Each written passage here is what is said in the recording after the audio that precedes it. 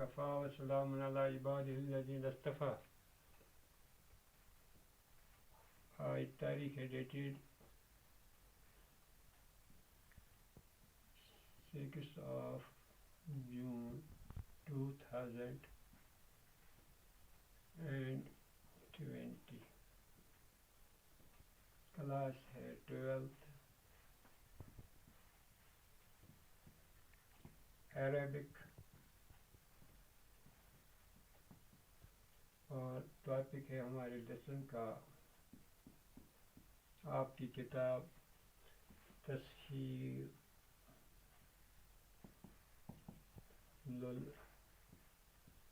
لغت العربیہ الجزء الثانی.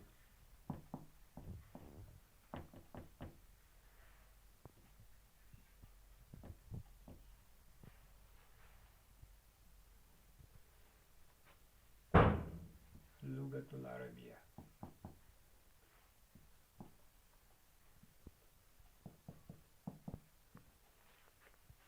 تو عزیز طلباء، آپ 12th عربک سے ہیں اور آپ کے لیے آپ کی کتاب میں سلیبس کے اندر ایک تفویض شدہ لیسن ہے جو کہ آپ کے نصاب میں موجود ہے، وہ اللغت العربیہ ہے.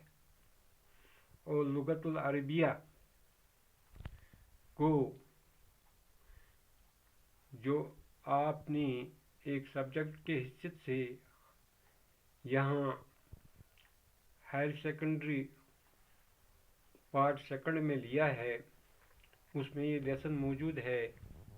تو آپ کو جاننا چاہیے کہ آپ دنیا کی ایک ایسی زبان کو پڑھ رہے ہیں جو اللہ اور اس رسول صلی اللہ علیہ وسلم کی بہت محبوب اور پیاری زبان ہے. یہ اہل جنت کی زبان ہوگی اور ہمارے آقا حضرت محمد صلی اللہ علیہ وسلم کی مادری زبان ہے. اس میں قرآن کریم نازل ہوا ہے اور احادیث نبویہ بھی عربک ہی میں پائے جاتے ہیں. تو ہر مسلمان کے لیے یہ ضروری ہے کہ وہ کما حق ہو اس زبان کو جاننے کی کوشش میں لگ جائے تاکہ اس کی آخرت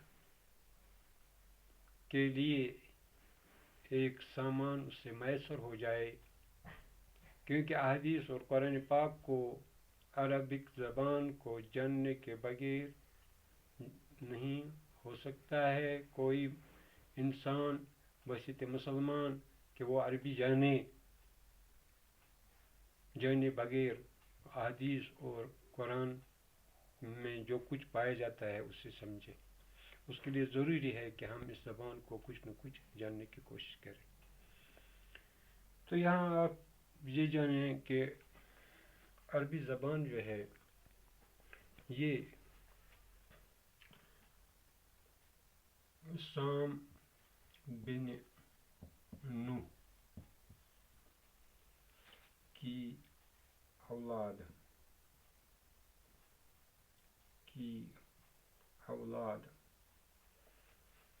بولتے ہیں. سام بن نوح کی اولاد بولتے ہیں. اور آپ یہ بھی جانتے ہیں کہ سام بن نوح جو ہے وہ حضرت آدم کے بیٹے نوح علیہ السلام کے سے منسوب قوم ہے. نوح کو حضرت آدم ثانی بھی کہا جاتا ہے کیونکہ طوفان نوح کے بعد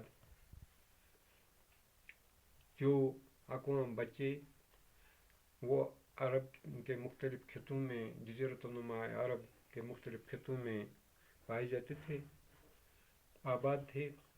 تو اب یہ مختلف زبانیں بولتے تھے، تو اس لیے ان زبانوں کو سیمیٹک گروپ آف لینگویجز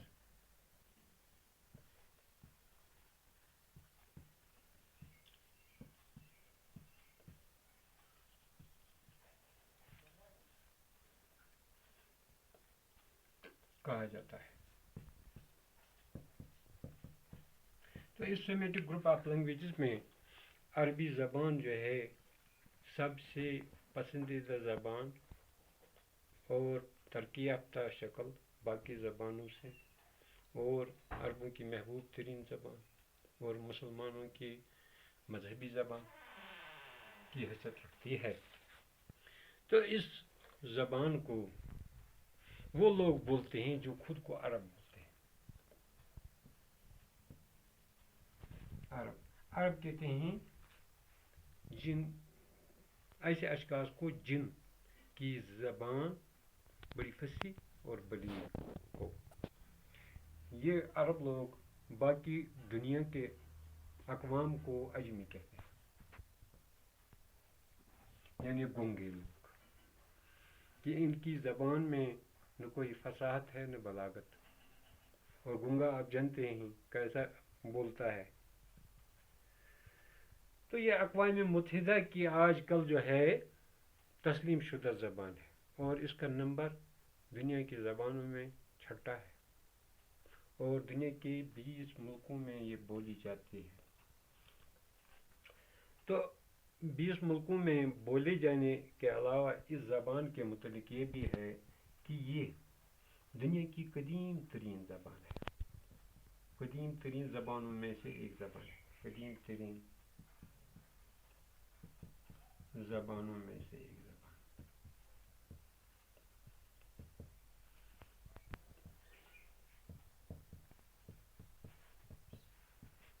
اور یہ زبان جو ہے عرب اقوام بولتے ہیں، لیکن اتنی پرانی ہے کہ اس سے وجود میں آئے ہوئے تقریباً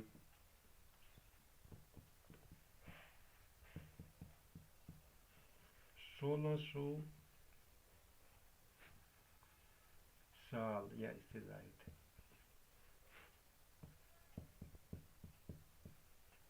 عرصے سے وجود میں آئی ہے. اور یہ دنیا کے تقریباً 20 ملکوں میں بولی جاتی ہے، جن میں سعودی عربیہ ہے، یمن ہے، لیبیا ہے، عراق ہے، شام ہے، مصر ہے، سوریہ ہے، اور اس کے علاوہ جزائر عرب جو ہیں وہاں. تو جزیرہ عرب جو ہے، جزیرہ عرب، جزیرہ نمایاں عرب،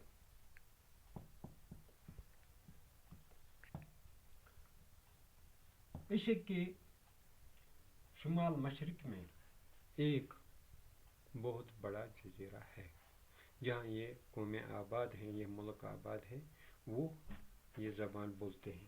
تو اس قوم کا پہلا پیراگراف جو میں پڑھوں گا وہ آپ کی کتاب میں جو تحصیل لغت العربیہ الجزء الثانی ہے اس میں دیا گیا ہے. اللغة العربية هي من أقدم اللغات العالم. نشأت هذه اللغة في شعبة الجزيرة العربية قبل 16 قرنا أو أكثر. يتكلم بها الناس في أكثر من 20 دولة، منها مملكة العربية السعودية واليمن والعراق ومصر والكويت، سوريا ولبنان والسودان وليبيا والجزائر، وهي إحدى اللغات المتعارفة لدى منظمة الأمم المتحدة. تو جو میں نے آپ کے سامنے یہ بیان کیا کہ عربی زبان جو ہے دنیا کی قدیم ترین زبانوں میں سے ایک زبان ہے، اور اس زبان کو وجود میں آئے ہوئے 1600 سال یا اس سے زیادہ کا عرصہ وجود میں آئے ہوئے ہوا ہے. اس زبان کو بولنے والے 20 سے زیادہ ممالک ہیں، جن میں مملکت سعودی عربیہ، یمن، عراق، مصر، کویت، سوریہ، لبنان اور سودان ہے، اور اس کے علاوہ جزائر عرب.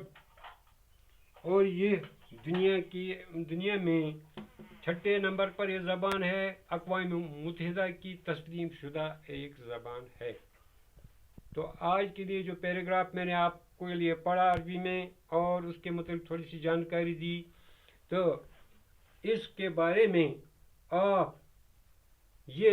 आपके लिए ये जानना ज़रूरी है कि जब आपके पेपर में ये सवाल होगा तो अगर इस लेसन का बीच का पैराग्राफ को उठाए तो उसमें रेफरेंस टू कंटेक्स्ट लिखे, तो पहले आप थोड़ा सा अरबी ज़बान का तारुफ दे दें और फिर जो आप का इक़्तिबास दिया होगा उसका तर्जमा सीधे तरीके से लिखें उसका तर्जमा। लेकिन रेफरेंस टू कंटेक्स्ट से मुराद यहाँ जैसे आप उर्दू ज़बान के अंदर या इंग्लिश के अंदर आप लिखते हैं थोड़ा सा लेसन का तारुफ कि बैकग्राउंड में ये लेसन का क्या है, इसके बैकग्राउंड में क्या बताना है, तो कहाँ से हम अपने मौजू पे वापस आ सकते हैं। तो मौजू पे वापस आने पर जो है तफवीज़ शुदा जो इक़्तिबास होता है तो उसका सीधे सादे तरीके से तर्जमा बाद में लिखना होता है और इसी पर इख्तिताम करना होता है। तो इसके लिए भी आपके 5 नंबर एक पैराग्राफ के होते हैं। तो आज का सबक तो इतने ही पर मैं इत्तिफाक करता हूँ। अल्लाह ताला आपको सलामत रखे।